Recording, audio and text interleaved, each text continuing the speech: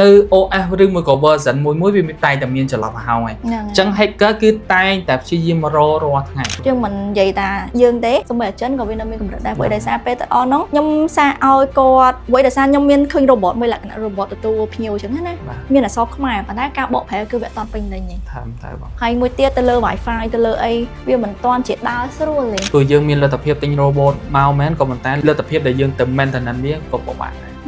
ខ្លាំងហើយ resource ដែលយើងយកទៅអភិវឌ្ឍវាក៏មាន limit ដែរអូខេជំរាបសួរអ្នកនរគ្នាអញ្ចឹងសូមស្វាគមន៍មកកាន់ One Talk Podcast episode ទី2អញ្ចឹងនៅក្នុងសម្រាប់ podcast នេះគឺមានខ្ញុំជា host ដែលឈ្មោះថា Lida តែលើកនេះគឺពួកខ្ញុំអត់មាន guest ទេតែពួកខ្ញុំនឹងមាន co-host ថ្មីមួយដែលអ្នកនរគ្នាប្រហែលជាស្គាល់ហើយគឺលោក Steven តាឥឡូវសូមណែនាំខ្លួនតិចទៅអូខេជំរាបសួរខ្ញុំបាទ Steven អញ្ចឹង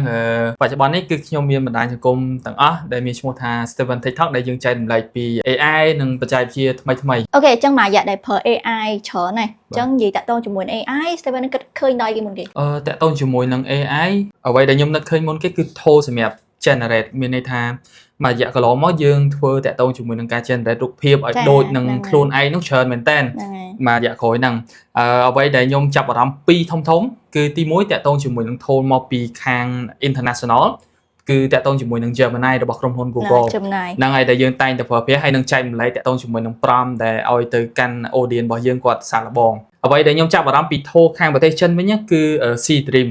ដែលវាអាចធ្វើការ generate លើសពី Gemini ឆ្ងាយលើសបែបមិនខ្លះលើសមានន័យថាវាសឹងនឹងថាធ្វើការទៅវាដូចនឹងមនុស្សយើងពិតតែម្ដងហើយខ្ញុំបានសាកល្បងហើយក៏ប៉ុន្តែខ្ញុំអត់សូវ recommend ទេព្រោះវារៀង sensitive បន្តិចនៅពេលដែលយើងប្រើ prompt ដែលវាតាក់ទងជាមួយនឹងដើម្បីបូកអីដូចជាការដោះអាវអីគឺវា generate បានទាំងអស់វាខុសពី Gemini លក្ខខណ្ឌមួយចំនួនគឺវាអត់ឲ្យទេក៏ប៉ុន្តែវាល្អក៏ប៉ុន្តែក៏វាមានហានិភ័យច្រើនដែរតាក់ទងជាមួយនឹង tool មកពីខាងប្រទេសចិនហ្នឹងឯងពិតចាក់ស្ដែង tool នៅប្រទេសចិនណាពិតអាហ្នឹងគឺពិត C-Dream ហ្នឹងអាហ្នឹងចង់និយាយថា global ទេប៉ុន្តែបើសិនជាយើងមើលនៅចិនណាគេមានប្រើ G ហ្មងអាហ្នឹង version China version ល្បីមែនតើហ្នឹងបាទហ្នឹងមួយរបស់ China version មួយរបស់ global ហ្នឹងហើយអាហ្នឹងល្បីថាការ generate អីវាមានប្លង់ច្រើនជាង Gemini ជឿទៅយើង generate បានមួយហ្នឹងហើយដាក់ C-Dream ហ្នឹងចូលមកបាន 4-5 ប្លង់ក្នុងនេះអាច generate បានហើយវីដេអូដូចជាដូចបានដែរបាទសំខាន់បច្ចុប្បន្នហ្នឹងគឺ free ហ្នឹងហើយ free ខ្ញុំចូលចិត្តហ្នឹងតែដូចជារូបទេវីដេអូដូចជាអត់ទេណាវីដេអូដូចជាអត់ទាន់ work ទេតាក់ទងជាមួយនឹង global ក៏ប៉ុន្តែ China យើងអត់បានតេស្តទេព្រោះដោយសារវាត្រូវការលេខពីប្រទេសចិនហ្នឹងហើយយើងបានតែតេស្ត global version អញ្ចឹងណាហ្នឹងហើយនិយាយតាក់ទងជាមួយនឹងការ generate រូបវាច្រើនហើយអ្នកនរគ្នាខ្ញុំគិតថា audience គាត់ជាស្គាល់ហើយអញ្ចឹងបើយើងនិយាយពី large language model របស់ AI វិញអញ្ចឹងតើ AI មួយណាដែល Steven គិតថាវាឆ្លាតជាងគេតាក់ទងជាមួយនឹង AI ដែលឆ្លាតខ្ញុំគិតថាវាសមត្ថភាពពួកវាប្រហែលគ្នាហើយមួយយ៉ាងម្នាក់ក៏ប៉ុន្តែខ្ញុំអ្វីដែលខ្ញុំចូលចិត្តប្រើតែម្ដងគឺខ្ញុំចូលចិត្តប្រើ3ទី1 Gemini ទី2 ChatGPT ជាមួយនឹង DeepSeek ហើយខ្ញុំយក result ទាំង3ហ្នឹងយកមក compare គ្នាហើយនឹងខ្ញុំនឹងឆ្លេចយកមួយហើយនឹងយក idea ខ្លួនឯងយកមកបន្ថែមបន្ថយនឹងជំនឿថាយក idea មួយឲ្យ3ហ្នឹង generate ទៅគ្នាហ្នឹងហើយទៅមកយើងឆ្លេចយក result មួយដែលល្អក្នុងចំណោម3ហ្នឹងគឺ model មួយដែលខ្ញុំតែងតែប្រើគឺ ChatGPT 5.0 មូលហេតុវាអាចនិយាយបានថា result ដែលវា generate មកវារៀង accurate ខ្លាំងហើយវាស្គាល់ហើយវានឹងទៅ research តាក់ទងជាមួយនឹង resource ផ្សេងៗប្រមូលផ្ដុំទិន្នន័យឲ្យយើងទាំងអស់ហ្មងបើខុសប្លែកពី DeepSeek តាក់ទងជាមួយនឹង result មួយចំនួនវាអត់សូវ accurate មែនទេពីច្រើន result តាក់ទងជាមួយនឹងប្រទេសចិន DeepSeek វាដើរល្អជាងហ្នឹងព្រោះ DeepSeek វាបោះចិនបាទទៅ source របស់វាចេញពីចិនមកច្រើនជាងចុះ Gemini Gemini ពីច្រើនខ្ញុំអត់សូវប្រើទេព្រោះដោយសារវា result មកវាខ្ញុំសម្រាប់ខ្ញុំអត់ពេញចិត្តក៏ប៉ុន្តែ Gemini តាក់ទងជាមួយនឹងការ generate រូបភាពខ្ញុំចូលចិត្តខុសប្លែកពី ChatGPT ខ្ញុំចង់ research អ្វីមួយពាក់ព័ន្ធនឹងអាស៊ីយើងខ្ញុំតែងតែប្រើ ChatGPT ហើយក៏ប៉ុន្តែតាក់ទងជាមួយ Gemini គឺខ្ញុំយក tool ហ្នឹងសម្រាប់ generate ជារូបភាពវិញអញ្ចឹងអានេះតាមបទពិសោធន៍របស់ខ្ញុំណាហើយចោះចែវិញគិតថា model មួយណាដែលចេះវាមិន copy Steven ហ្មងទេប៉ុន្តែខ្ញុំអត់ដែលបានយកទៅ compare ទេជឿទៅខ្ញុំប្រើតែមួយប្រើ ChatGPT តែម្ដងដូចខ្ញុំបានធ្វើវីដេអូច្រើនហើយប៉ុន្តែបើសិនជាតាក់ទងជាមួយនឹងការឲ្យវា search ឬមួយក៏ធ្វើការវិភាគអីមួយចំនួនឬមួយក៏ឲ្យវាធ្វើលក្ខណៈបែបបត់អីមួយខ្ញុំគិតថា ChatGPT វាល្អជាងទាំងមិនជាការនិយាយជាភាសាអង់គ្លេសឬក៏ជាភាសាខ្មែរទេអញ្ចឹងខ្ញុំគិតថាវា ChatGPT វា better ជាង Yes ហ្នឹងហើយតា តាក់ទងមួយបទពិសោធន៍របស់ខ្ញុំក៏យ៉ាងដែរពីច្រើនខ្ញុំធ្វើការ research គឺខ្ញុំប្រើ ChatGPT ហើយអ្វីដែលខ្ញុំសំខាន់ខ្ញុំចង់ណែនាំ tool មួយដែលប្រមូលផ្ដុំដោយ AI model ច្រើនជាទីបំផុតណាគឺ LM គឺប្រមូលផ្ដុំទៅដោយ AI អញ្ចឹងយើងអាចធ្វើការ compare ពី model ក្នុងពេលតែមួយបានទៀត LM ណាខ្ញុំធ្លាប់ប្រើដែរ LM ប៉ុត generate រូបក៏ខ្ញុំធ្លាប់ប្រើដែរទៅលើ LM គ្រាន់ថាវារៀងការ generate វារៀងយូរបន្តិចពីមុនលឿនដំបូងលឿនប្រហែលជាគេប្រើច្រើនក៏មិនដឹងដូចពេលប្រើក្រោយវាយូរជាង Gemini ទៀតអញ្ចឹងក្រោយមកក៏ខ្ញុំពេលច្រើនខ្ញុំណែនាំឲ្យ audience គឺគាត់ប្រើ Gemini វិញងាយស្រួលវាលឿនជាងហើយ free ដែរហ្នឹងហើយតែគ្រាន់តែសម្រាប់អ្នកដែលគាត់ចូលចិត្ត compare អាចយកអាហ្នឹងទៅប្រើបានគឺល្អវាប្រើនៅក្នុងពេលតែមួយហ្មងហ្នឹងហើយចឹងបើយើងនិយាយជាភាសាខ្មែរយើងវិញមកយ៉ាមុនដំបូងដែលគេផ្អើល DeepSeek ហ្នឹងអក្សរខ្មែរវាក៏ជាស្គាល់វាខ្ញុំគិតថាវាច្បាស់ជាងហើយចុះមកយ៉ាក្រោយនេះតើ AI មួយណាដែលថាវាល្អជាង DeepSeek ឬមួយក៏វា better ជាងគេខ្ញុំឲ្យ rate ទៅលើ Gemini របស់ក្រុមហ៊ុន Google ចាលេខ1ហ្មងព្រោះដោយសារអីយើងដឹងស្រាប់ពីមុនណាVO3 យើងដឹងហ្នឹង generate ជាវីដេអូវាស្គាល់នៅ tone សលេងខ្មែររបស់យើងស្គាល់នៅ source sample របស់ខ្មែរយើងបានច្រើនបច្ចុប្បន្ននេះខ្ញុំឲ្យ rate វាល្អជាងគេបើយើងធៀបជាមួយ ChatGPT ជាមួយនឹង DeepSeek អូខេតែបើសម្រាប់ខ្ញុំទៅលើ ChatGPT ព្រោះដោយសារដូចខ្ញុំនិយាយមុននឹងអញ្ចឹងមុនហ្នឹងពេលច្រើនខ្ញុំធ្វើការងារអីទៅលើអីពេលច្រើន ChatGPT ច្រើនតែបើសិនជា Steven និយាយដូចតាក់ទងជាមួយការបង្កើតវីដេអូ VO3 of course Gemini ហ្នឹងហើយព្រោះដោយសារវាបោះ Google ហើយអញ្ចឹងយើងរាល់ថ្ងៃក៏យើងប្រើ Google Translate ដែរហ្នឹងហើយអញ្ចឹងវា link គ្នាវាមួយគ្នាណាតែបើថា Google Translate ហ្មងអាហ្នឹងយើងមិនដោយទៅលើភាសាចង់និយាយថាទៅដោយពាក្យពេចន៍មួយចំនួនការបកប្រែមួយចំនួនដែរបើថានៅក្នុងភាសាបច្ចេកទេសអីគឺវាអូខេវាយើងដឹងស្រាប់ហើយហ្នឹងហើយហ្នឹងខ្ញុំមិនចាំបាច់និយាយចំពេកទេអូខេឥឡូវយើងនិយាយ AI ច្រើនហើយឥឡូវយើងបកមករឿង OS វិញខ្ញុំគិតថាអាហ្នឹងចំជំនាញ Steven ឯងហ្មងហ៎បាទអញ្ចឹង OS យើងប្រើច្រើនហើយមិនថា Android មិនថា iOS ឬក៏ Harmony OS ហ្នឹងហើយអញ្ចឹង Steven គិតថាតើមួយណាដែល Steven គិតថាវាល្អប្រើជាងអញ្ចឹងមិនថាតកតងជាមួយសុវត្ថិភាពឬមួយក៏ការប្រើប្រាស់ងាយស្រួលអីតើមួយណាវាល្អជាងគេអញ្ចឹងចំណុចហ្នឹងខ្ញុំនិយាយពី Android ទៅមុនអ្វីដែលខ្ញុំនិយាយនេះគឺជាគំនិតរបស់ខ្ញុំទេមិនមែនជា overall ទេអញ្ចឹងតកតងជាមួយនឹង Android យើងអាចនិយាយបានថាវាគឺជា open source មួយមានន័យថាក្រុមហ៊ុនជាច្រើនគឺប្រើប្រាស់ OS ហ្នឹងមិនថា Samsung Xiaomi Vivo Oppo អីទេគ្រាន់តែក្រុមហ៊ុនហ្នឹងមួយចំនួនគាត់យកមក customize ជាស្បែកមួយនៅពីលើមកតង់ទៀតដើម្បីគេ optimize ទៅលើ software របស់គេឲ្យបានល្អឲ្យវាមានន័យថាវា integrate ជាមួយទូរស័ព្ទគេទៅវាដើរ smooth អញ្ចឹងទៅអញ្ចឹងតាក់ទងជាមួយនឹង Android តាក់ទងជាមួយនឹង app គឺវាសម្បូរបែបមែនតើហើយតាក់ទងជាមួយនឹង app មួយចំនួនគឺ free ច្រើនបើយើងធៀបជាមួយនឹង OS ផ្សេងហើយតាក់ទងជាមួយនឹង AI ក៏វាល្អដែរធ្វើការនៅលើ Android ព្រោះដោយសារមានក្រុមហ៊ុនជាច្រើនគាត់ develop ទៅលើ Android ហ្នឹងហើយដូចជា Gemini ដូចជា ChatGPT អីហ្នឹងគេ develop ទៅលើ Android ច្រើនមែនតើហើយតាក់ទងជាមួយនឹងកាមេរ៉ាអីក៏ដោយគឺគេសរសេរមកគឺមាន software ច្រើនដើម្បីជួយ support ដើម្បីឲ្យវាដើរល្អអញ្ចឹងណាបើយើងធៀបជាមួយនឹង iOS សម្រាប់ខ្ញុំគិតថា iOS វាជា OS មួយសម្រាប់អ្នកមានឬមួយក៏ OS មួយសម្រាប់ចំទៅដល់ developer មានន័យថាដោយហេតុអីហ្នឹងព្រោះដោយសារយើងដឹងឲ្យ app ជាច្រើនរបស់ iPhone គឺត្រូវការទិញហ្នឹងហើយត្រូវការ subscribe ប្រចាំខែប្រចាំឆ្នាំចាអញ្ចឹងជាហេតុមួយដែលខ្ញុំឲ្យឈ្មោះវាថាជា OS សម្រាប់អ្នកមានបាទអាហ្នឹងគឺជាចំណុចមួយដែលខ្ញុំតែងតែនិយាយហ្មងព្រោះ app ជាច្រើនក៏ប៉ុន្តែដោយឡែកនៅពេលដែលជា app ទាំងអស់ត្រូវការទិញមែនក៏ប៉ុន្តែអា feature interface អីផ្សេងៗគឺវាទទួលយកមកមានន័យថា perfect ហ្មងទាំង interface គេទៅសេបានល្អហើយ feature អីវាមានអត្ថប្រយោជន៍ច្រើនហើយបូករួមជាមួយនឹង hardware របស់ Apple ល្អទៀតបូកជាមួយនឹងអា app ដែលគេទៅសេហ្នឹងគឺមានច្រើនមែនតើដូចជា app camera app អីហ្នឹងយើងឃើញច្រើនណា developer ធ្វើច្រើនណាហើយក៏លក់ថ្លៃដែរហើយក៏ subscribe ថ្លៃដែរហើយអាហ្នឹងយើងនិយាយតែ app ទេក៏ប៉ុន្តែអ្វីដែលខ្ញុំចូលចិត្តពី iOS មួយទៀតគឺវា smooth មានន័យថា OS វា optimize ជាមួយនឹង hardware របស់ Apple បានល្អមែនតើវាស្រាលយើងដឹងស្រាប់ហើយថា iPhone RAM ទូចទេតែមូលហេតុអីយើងប្រើដៃគៀងដោយសារ OS របស់វានិយាយទៅ iPhone ណាអត់ដែរខ្វល់រឿង RAM ហ្នឹងហើយអត់ដែរខ្វល់ទេគេទិញគឺទៅលើ memory បាទហ្នឹងហើយអញ្ចឹងជាហេតុមួយដែលខ្ញុំចូលចិត្តពី iOS ដែរ ហើយតាក់ទងជាមួយនឹង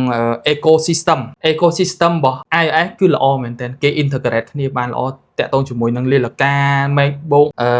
Vision Pro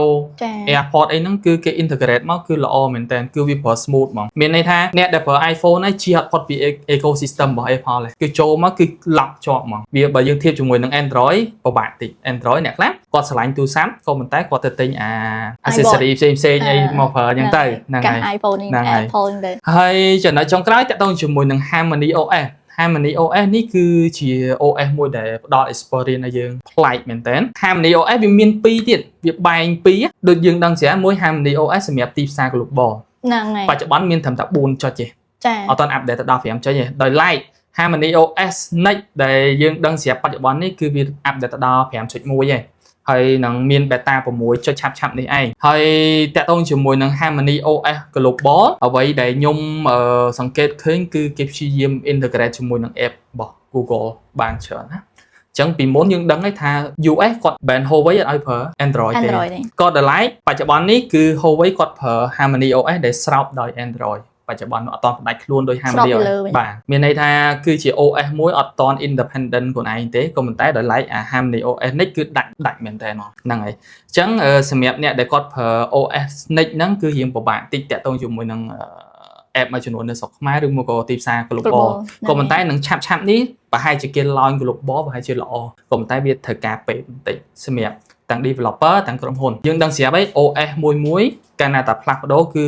មួយ system ទៅទាំងអស់អញ្ចឹងយើងត្រូវមានភាសាសម្រាប់ខ្លួនឯងសម្រាប់ developer គាត់ទៅសេសម្រាប់ OS ហ្នឹងហ្មងអញ្ចឹងវារៀងពិបាកបន្តិចអញ្ចឹងសរុបជារួមមកតាក់ទងជាមួយនឹង OS ទាំង3ហ្នឹងវាមួយយ៉ាងម្នាក់ទេក៏ប៉ុន្តែបទពិសោធន៍ដែលវាផ្ដល់ឲ្យខ្ញុំបានច្រើនគឺ Harmony OS គឺវាមាន feature ច្រើនមែនតើតាក់ទងជាមួយនឹង Harmony OS Next ដែលខ្ញុំបានលើកឡើងហ្នឹងក៏ប៉ុន្តែវារៀងពិបាកតិចសម្រាប់ global ក៏ប៉ុន្តែវាជា experience មួយដ៏ល្អសម្រាប់យើង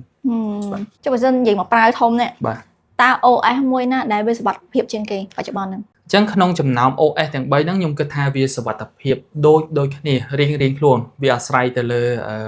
តាម OS មួយអញ្ចឹងណាចុះ iCloud វិញអ្នកខ្លះនៅលើនេះគឺមានចាក់ iCloud ចាក់អីចឹងណាតើវាសុវត្ថិភាពជាងគេឬមួយក៏ Android ឬក៏អត់មិនប្រកាសថា iCloud ហ្នឹងវាសុវត្ថិភាពទេអញ្ចឹងបានចែកធ្លាប់លើ software update ចេះធ្លាប់លើគេចាហ្នឹងហើយអ្នកខ្លះគាត់ ignore គាត់អត់ដែរ update សោះហ្នឹងហើយអញ្ចឹងគឺជាកត្តាមួយដែលហានិភ័យមែនតើដឹងដោយសារអីព្រោះជាធម្មតា OS នីមួយគេមានអា security patch របស់គេដើម្បី update ទៅលើចន្លោះប្រហោងដែលវាមានបញ្ហាអញ្ចឹងចេះថា iCloud សុវត្ថិភាពក៏ប៉ុន្តែចេះដឹងថា iCloud បច្ចុប្បន្នគេអាចដោះបានដោយសារវានៅ OS ឬមួយក៏ version មួយវាតែតែមានចន្លោះប្រហោងហើយអញ្ចឹង hacker គឺតែងតែព្យាយាមរាល់ថ្ងៃចឹងយើងជាអត់ផុតទេអញ្ចឹងអ្វីដែលសំខាន់គឺ software update មិនថាទូរស័ព្ទណា iOS Android ឬមួយក៏ Harmony OS ទេអញ្ចឹងដាច់ខាតបើមាន software update គួរតែ update ព្រោះដោយសារវាមាន security patch ដែល update រហូតអញ្ចឹងកាលណាតែយើង up to date ទៅ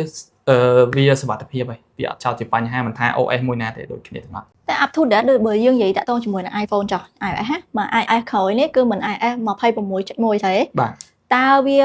ល្អអត់បើសិនជាហួយមួយរយៈមុនយើងមិន update ទៅ iOS 26.0 បាទប៉ុន្តែមានអ្នកដែលគាត់ប្រើច្រើនមែនតើមិនថារួមខ្ញុំផ្ទាល់ទេវាបញ្ហាវាមួយគឺវាក្តៅវាស៊ីថ្ម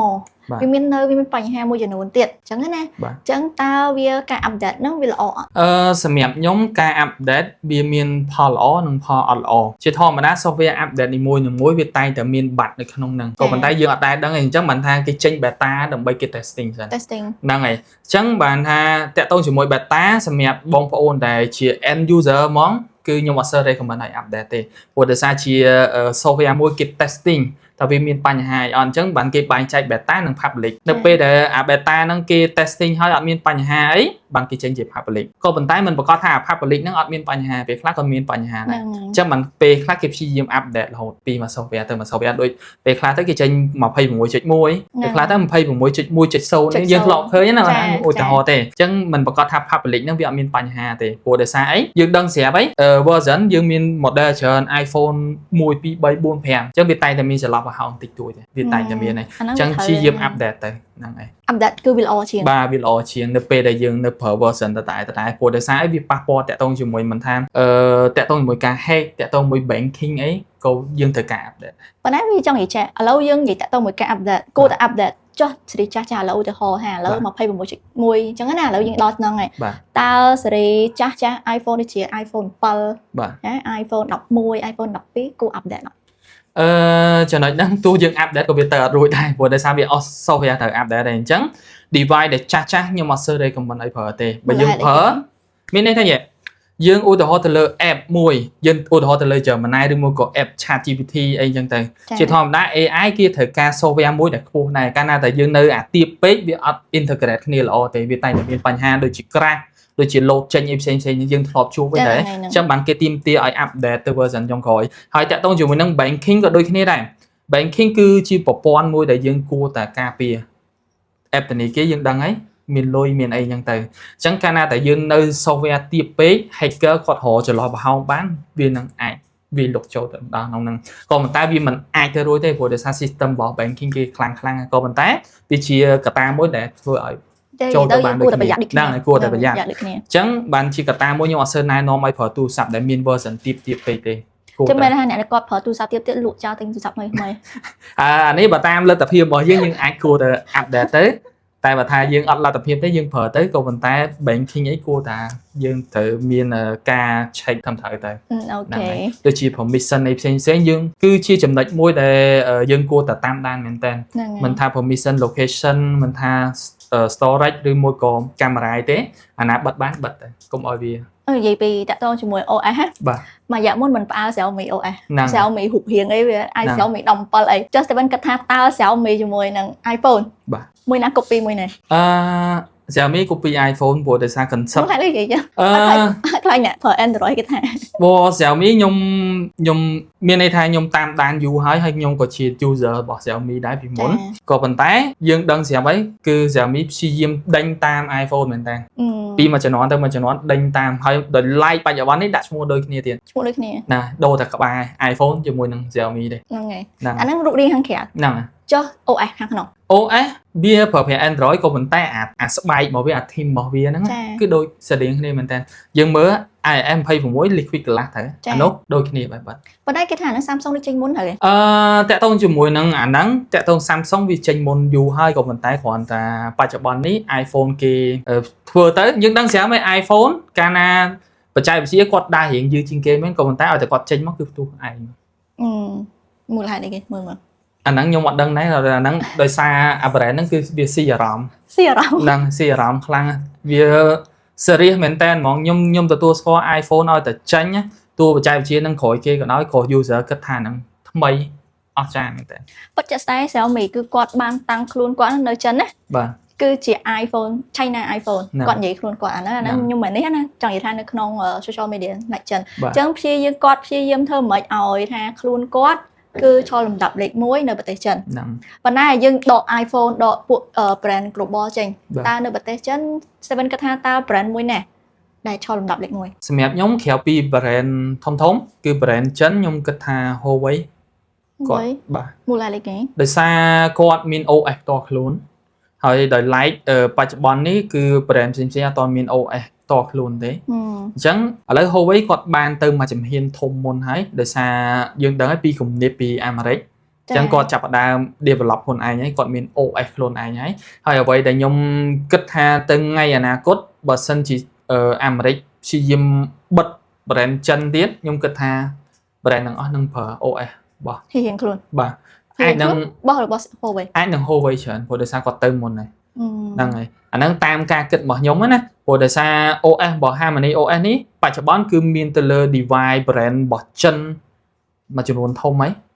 តែមិនមែន brand ល្បីទេ brand នៅចិនតែខ្ញុំភ្លេចឈ្មោះបាត់ហើយតែគេបានប្រើប្រាស់ហើយយើងរបស់ Harmony OS ហ្នឹងបាទមិនថាឥឡូវបច្ចុប្បន្នយើងដឹងហើយឡានAvatar ប្រើ Harmony OS ហ្នឹងឡាន Avatar ចាហើយឡានមួយចំនួនក៏ប្រើ OS ផ្ទាល់ខ្លួនដែរក៏ប៉ុន្តែបច្ចុប្បន្ននេះយើងដឹងស្រាប់ហើយXiaomi យើងមិនប្រើ Hyper OS ទេចាក៏ប៉ុន្តែវាអត់ទាន់ដាច់ខ្លួនពី Android 100% ទេអញ្ចឹងមានន័យថាវាស្ថិតនៅលើ Android ទេ ក៏ប៉ុន្តែបាទក៏ប៉ុន្តែវាមានឈ្មោះ HyperOS របស់វាចាក៏ប៉ុន្តែទៅថ្ងៃអនាគតខ្ញុំអត់ដឹងថាគេ develop ផ្ដាច់ខ្លួនដោយ Harmony OS ដែរអត់ទេខ្ញុំគិតថា Huawei ព្រោះដោយសារឥឡូវយើងចាក់ស្ដែងយើងបច្ចេកវិទ្យាបត់2ហ៎បត់3ណាបត់3គឺ Huawei ក៏ចេញមុនហើយហ្នឹងហើយអញ្ចឹងមិនបើយើងនិយាយចាក់ស្ដែងហ្មងពិតដូចថាឥឡូវដូចថា tablet ចុះ tablet Huawei គឺគាត់ចេញគាត់ work ទៅលើ WPS ដែលបាច់ Viber PowerPoint គាត់ចេញមុនគេដែរត្រូវទេហ្នឹងហើយតោះមកបានចេញ Xiaomi ក៏មានដែរបើចាក់ស្ដែង Xiaomi ក៏មានដែរគ្រាន់តែមាន China version អត់មាន global ទេបាទ tablet ហ្នឹងអញ្ចឹងជាទូទៅគាត់អាចនឹងច្រឡំទៅលើ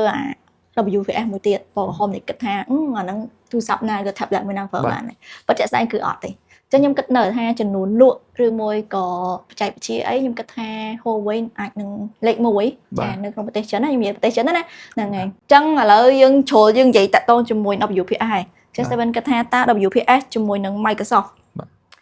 វាខុសគ្នាបែបម៉េចឬមួយក៏វាមានលក្ខណៈបែបម៉េចវិញសម្រាប់ខ្ញុំគឺជា Microsoft ដូចគ្នាក៏ប៉ុន្តែគ្រាន់តែ Microsoft គឺជាទីផ្សារគេទៅ global អស់ហើយក៏ប៉ុន្តែ WPS គឺជាដើមកំណើតរបស់ក្រុមហ៊ុន Kingsoft ដែលស្ថិតនៅប្រទេសចិនដែលជាប្រទេសចិនហើយយើងដឹងស្រាប់ហើយគឺ competitor គ្នាតែម្ដងអាពីរហ្នឹងហើយសួរថា WPS ហ្នឹងវាដូចនឹង Microsoft Word Excel PowerPoint ដែរអត់គឺវាដូចវាអាចប្រើ format បានតែមួយនិយាយទៅគឺជា Microsoft របស់ចិនតែម្ដងហើយយើងនិយាយហ្នឹងហើយយើងអាចនិយាយបានថាអញ្ចឹងហ្មងគឺជា Microsoft របស់ចិនហើយអាពីរហ្នឹងគឺដូចគ្នាយើងប្រើប្រាស់ទម្រង់ប្រហាក់បែរគ្នាសិនតែ 90% ហ្នឹងហើយប៉ុន្តែបើយើងចាក់ស្ដែងបើសិននេះដោយសារយើងនៅនេះមានតែ global ទេតែបើសិនជាខ្ញុំធ្លាប់មើល Microsoft WPS របស់ចិនណាគឺមាន AI ការប្រើប្រាស់គឺច្រើនមែនតើសឹងតែថាលើសទៅលើ Microsoft នេះទៀតតែដោយសារ global ដូចជាវាមានធំ limit អាចប្រើបានប៉ុណ្ណឹងប៉ុន្តែដូចសេរីក្រោយនេះលើថាមានការ update ច្រើនណាស់ហ្នឹងហើយដោយសារអីChina វាមាន AI តែ global អត់មាន AI ដោយសារវាមាន certificate អញ្ចឹងវាអាចដាក់ឲ្យប្រើ license មានន័យថាវាអត់មាន license ដើម្បីដាក់ឲ្យប្រើប្រាស់ទៅ global ព្រោះយើងដឹងឯ app ក៏ដោយមិនថាយើងលក់អវ៉ាន់ទេត្រូវមាន license app ក៏មាន license ដូចគ្នាកាលណាតែយើងមានមុខងារមួយយើងត្រូវមាន license ដូចគ្នាអញ្ចឹងទីផ្សារ global បច្ចុប្បន្ននេះវាអត់ទាន់មាន AI ទេក៏ប៉ុន្តែទៅថ្ងៃមុខយើងមិនប្រកាសថាវាអត់មានទេវាអាចនឹងមានហ្នឹងតោះចាំមើលការ update ទៀតអូខេអញ្ចឹងបើយើងនិយាយជ្រុលនិយាយដល់ប្រទេសចិនហ្នឹងឯងចែកគិតមិនដែរតាក់ទងជាមួយនឹងrobot ដែលចែកទៅបានទៅមើលនៅចិនម៉ាថ្ងៃមុននេះ robot និយាយទៅបើសិនជាយើងនិយាយពី robot អ្វីដែលសារខ្ញុំអត់ដែរបាននេះទេគឺច្រើនខ្ញុំ focus លើចិនតែ focus ចង់និយាយថាខ្ញុំភាគច្រើនព័ត៌មានពីចិនមកច្រើនហ្នឹងហើយហើយចាក់ស្ដែងក៏ខ្ញុំបានទៅមើល robot នៅថ្ងៃមុនណាទៅ fair គេពីពណ៌គេហ្នឹងចានិយាយទៅខ្ញុំនឹកអត់ស្មានទេបើសិនជាក្នុងករណីខ្ញុំមើលតែព័ត៌មានណាខ្ញុំគិតថាចិនប្រហែលជាគ្រាន់តែជាព័ត៌មានទេវាមិនអាចទៅរួចតែដល់ពេលទៅដល់នោះគឺខ្ញុំឃើញ robot ច្រើនមែនតើមិនថានៅក្នុងវិស័យអីឧស្សាហកម្មសុខាភិបាលវិស័យផ្សេងច្រើនមែនតើគ្រាន់តែថាពេលខ្លះ robot មួយចំនួនគឺវាដំណើរការវាអត់ទាន់ពេញលេញអាហ្នឹងខ្ញុំនិយាយចឹងហ្មងណាព្រោះដោយសារយើងទៅមើលឃើញចាក់ស្ដែងប៉ុន្តែអ្វីដែលខ្ញុំវ៉ៅជាងគេគឺទៅលើវិស័យសុខាភិបាលព្រោះដោយសារនៅក្នុងពេលមាន robot មួយគឺធ្វើការវះកាត់ឆ្អឹងហ្មងតែពេលហ្នឹងគេមិនដាក់មនុស្សយើងវះកាត់មែនតើយើងមើលគាត់ថាវាជា sample មួយប៉ុន្តែគឺវាធ្វើការជោគជ័យនៅក្នុងមន្ទីរពេទ្យមួយនៅប្រទេសចិនណាគេថាគេធ្វើការវះកាត់ឆ្អឹងហ្នឹងគឺបានជោគជ័យឯងអញ្ចឹងខ្ញុំគិតថាចិនគឺនៅតែឈានមុខនៅក្នុងវិស័យ technology វិស័យបច្ចេកវិទ្យាជាពិសេសឬគឺ robot ហ្នឹងហ្មងចាអញ្ចឹងមិនថានេះទេបើសិនជាតែបើសិនជាយើងនិយាយពីប្រទេសចិនតែមួយគឺវាអត់កើតទេព្រោះដោយសារយើងនៅមានជប៉ុនមួយទៀតជប៉ុនមួយរយៈនេះស្ងាត់មែនទៅលើវិស័យបច្ចេកវិទ្យាប៉ុន្តែវាមិនប្រកាសថាជប៉ុនដេកទេគេអាចនឹងសង្ងំសិនណាខ្ញុំប្រើអញ្ចឹងណាវានៅសង្ងំសិនទេអញ្ចឹងវាអាចនឹងគិតមើលថាតើគួរទៅក្នុងដំណើរការទៅពីអនាគតបែបម៉េចទៀតហ្នឹងអញ្ចឹង7បើយើងនិយាយ robot នៅក្នុងវិស័យទាំងអស់តើ7គិតថាតើមួយណាដែលវាល្អឬមួយក៏អាចថា robot ហ្នឹងនិយាយទៅវិញតើ robot ហ្នឹងអាចនឹងជំនួសការងារឬមួយក៏អាចនឹងในអនាគតមនុស្សបាត់បង់ការងារធ្វើអត់សម្រាប់ខ្ញុំគិតថាវាអាចប៉ះពាល់តិចតួចដែរតាក់ទងជាមួយនឹងការបាត់បង់ការងារយើងដឹងស្រាប់ហើយ robot វាជា automation មានន័យថាយើងអាចកំណត់ឲ្យគាត់ធ្វើអីគាត់ធ្វើហ្នឹងទេហ្នឹងហើយអញ្ចឹងតាក់ទងជាមួយនឹងការងារដែលអាចនឹងបាត់បង់ដូចជាការងារដែលត្រូវប្រើកម្លាំងធ្ងន់ដូចជាការលើក design អីជាដើមយើងអាចដឹងហើយថា robot វានឹងជំនួស តាក់ទងជាមួយនឹងការងារនឹងឯងហើយតាក់ទងបច្ចុប្បន្នយើងក៏លេចមើលមកខ្មែរព្រោះដោយសារខ្ញុំអត់ដែរបានទៅចិនទេគ្រាន់តែឃើញតែព័ត៌មានណាក៏ប៉ុន្តែនៅខ្មែរយើងនេះជាក់ស្ដែងគឺខ្ញុំបានទៅការពិព័រណ៍នៅខ្មែរនោះក៏មានអ្នកធ្វើ robot ដែរក៏ប៉ុន្តែវានៅមាន limit ឡើយវាមាន robot ដូចជាយើងបញ្ជាឡានអីផ្សេងនឹង robot ដែលយើងដឹងស្រាប់ហើយដែលវាចាប់ពីអវ៉ាន់មួយទៅដាក់កន្លែងណាមួយក៏ប៉ុន្តែដូចខ្ញុំនិយាយទៅវានៅមានការកម្រិតនៅឡើយហើយបើតាមដឹងព័ត៌មាននៅស្រុកខ្មែរមាន robot អាចឆាបាយបានមានហ្នឹងហើយក៏ប៉ុន្តែបច្ចុប្បន្ននេះខ្ញុំអត់ដឹងថាវាទៅមុខទៀតអត់ទេកម្រិតខ្មែរយើងធ្វើហ្មងខ្មែរយើងអ្នកទៅសេកូដក៏ប៉ុន្តែអា robot ហ្នឹងគឺទិញមកពីប្រទេសចិនមានថាគ្រឿងពីចិនមកខ្មែរយើងអ្នកទៅសេយើងមានន័យថាយើងទិញ robot ពីចិនមកខ្មែរយើងអ្នកទៅសេ software មានន័យថាវា robot ហ្នឹងគឺវាអត់មាន software ទេចាអញ្ចឹងខ្មែរយើងគាត់អ្នកទៅសេ software ឲ្យវាធ្វើអីប៉ុន្តែស្ដែងពេលទៅចិនហ្នឹងខ្ញុំសួរដែរថាចាបើសិនជាខ្ញុំទិញ robot មួយតើខ្ញុំអាចកំណត់ឬមួយក៏វាអូតូម៉ាទិកនៅក្នុងការឲ្យយើងធ្វើអីបានអត់លើទៅហៅថាឥឡូវខ្ញុំចង់ទិញ robot មួយដាក់ហាងតែពេលចូលមកដល់គឺសូមស្វាគមន៍យើងជាលក្ខណៈទៅទទួលភ្ញៀវលក្ខណៈបែបអញ្ចឹងណាប៉ុន្តែប្រើភាសាខ្មែរយើងតែពេលសួរពួកគាត់ថាតើតែយើងត្រូវទិញ data ទៀតអញ្ចឹងយើងទិញ robot មួយthìយើងត្រូវទិញ data ដើម្បីបញ្ចូលនៅក្នុងខួរក្បាលវាទៅដើម្បីវា follow តាមយើងទៀតអញ្ចឹងខ្ញុំគិតថាវានៅតែមានកម្រិតយើងមិននិយាយថាយើងទេសូម្បីតែចិនក៏វានៅមានកម្រិតដែរព្រោះដោយសារពេលទៅអស់ហ្នឹងខ្ញុំសារឲ្យគាត់ព្រោះដោយសារខ្ញុំមានឃើញ robot មួយលក្ខណៈ robot ទទួលភ្ញៀវអញ្ចឹងណាមានអក្សរខ្មែរប៉ុន្តែការបកប្រែគឺវាអត់តាន់ពេញលេញទេតែបងហើយមួយទៀតទៅលើ Wi-Fi ទៅលើអីវាមិនតាន់ជាដើរស្រួលទេវាច្រើនវាត្រូវការទុនដើម្បីអភិវឌ្ឍវាច្រើនមែនតើទោះយើងមានលទ្ធភាពទិញ robot មកមែនក៏ប៉ុន្តែលទ្ធភាពដែលយើងទៅ maintenance វាក៏ពិបាកដែរវាថ្លៃខ្លាំងហើយ resource ដែលយើងយកទៅអភិវឌ្ឍវាក៏មាន limit ដែរអ្នកតែគាត់ទៅសេកូដទៅសេអីជាដើមអញ្ចឹងទៅហើយដូចដែលខ្ញុំបាននិយាយថាវានឹងប្រឈមមុខនឹងបាត់បង់ការងារហ្នឹងវាមិនឆាប់ហ្នឹងទេវាត្រូវការចាយពេលយូរមិនយូរមែនតើព្រោះដូចខ្ញុំនិយាយអញ្ចឹងយើងមានលទ្ធភាពទិញមែនក៏ប៉ុន្តែយើងអត់មានលទ្ធភាពអាចទៅ maintenance វាបានច្រើនទេនៅវានៅមានចន្លោះខុសខានដោយសារហេតុអីrobot ដើរបានតើមានមនុស្សនៅពីក្រៅហ្នឹងធម្មតាអញ្ចឹងមិនថាការងារមួយចំនួនទេប៉ុន្តែនៅក្នុងចិនវាភាគច្រើនគឺធ្វើបានដូចដែរឃើញរោងចក្រងឹតនៅប្រទេសចិនធ្លាប់ដែរលឺអត់មិនដែរឃើញដែរលឺអត់ដែរលឺហើយដែរឃើញវីដេអូមែនគឺរោងចក្រហ្នឹងល្ងិតតែ robot ធ្វើធម្មតា24ម៉ោងបាទសូម្បីតែនៅក្នុងវិស័យឡាននៅស្រុកខ្មែរហ្នឹងក៏ប្រើ robot ដែរដំឡើងឡានបាទក៏គេប្រើ robot មួយចំនួនដែរតែគ្រាន់តែវានៅមានកម្រិតឡើយវានៅតែត្រូវការកម្លាំងមនុស្សអញ្ចឹងវាជាអត់ចឹងខ្ញុំគិតថាវាមិន 100% ទេបច្ចុប្បន្នវាតែថ្ងៃណាគាត់យើងអាចនិយាយបានទេបាទអនាគតយើងអត់អាចនិយាយបានហើយក៏យើងអត់អាចគិតទៅដល់ដែរថាវាទៅដល់កម្រិតណារស់នៅក្នុងបច្ចុប្បន្នដែររស់នៅបច្ចុប្បន្នព្យាយាមអភិវឌ្ឍខ្លួនឯងសមត្ថភាពខ្លួនឯងទៅមុខទៀតអូខេអញ្ចឹងអេពីសូតទី2គឺយើងបានចប់ត្រឹមហ្នឹងហើយអញ្ចឹងបើសិនជាអ្នកនរគ្នាចង់ដឹងទៀតយើងអាចតាមដាននៅអេពីសូតបន្តទៀតអូខេអរគុណជម្រាបលា